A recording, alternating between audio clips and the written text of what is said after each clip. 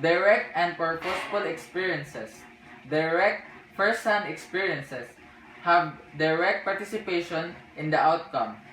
Use of all our senses, like for example, working in a homeless shelter, tutoring younger children. Contrived experiences.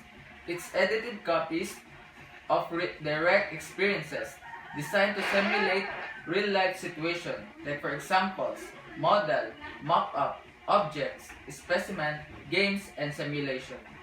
Dramatized experiences.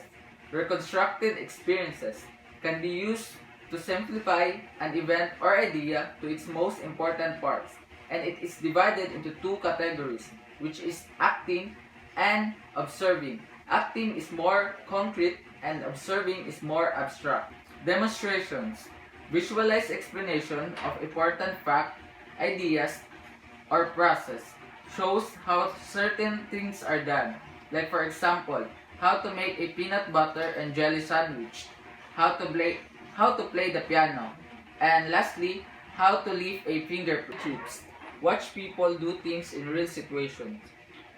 Observe an event that is unavailable in the classroom. Like for example, World War reenactment, Old War Wisconsin, and class trip to Washington DC. Exhibits, something seen by a spectator. Two types of exhibits, ready-made and homemade. For the ready-made, museum and career fair. Homemade is classroom project and National History Day competition. Educational television and motion pictures. Televisions bring intermediate interaction with events from around the world. Edit an event to create clear understanding than if experienced actual event firsthand. Example, TV coverage of 9/11. Motion pictures can omit unnecessary or unimportant material used to slow down a fast process.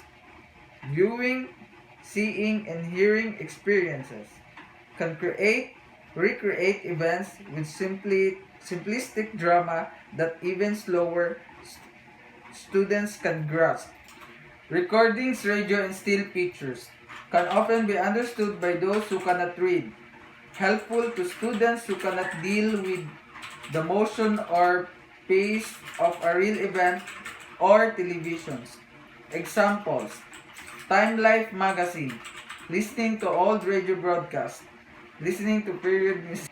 Symbolic experiences, very little immediate physical action, difficult only if one doesn't have enough direct experience to support the symbol. Used at all levels of the code and every varying importance. Involves visual symbols and verbal symbols. Visual symbols. There are no longer practical reproductions of material objects, for such representations are incredibly abstract. This contains visual graphics, graphic resources such as charts, maps, diagram, sketches, poster, comics, photos, drawing on blackboards, and illustrations. Verbal symbols. They are not like the artifacts or concept they stand for. They do not generally contain visual references to their meaning. To express any meaning, verbal representations are word, phrases, sounds, or other utterances that are spoken aloud.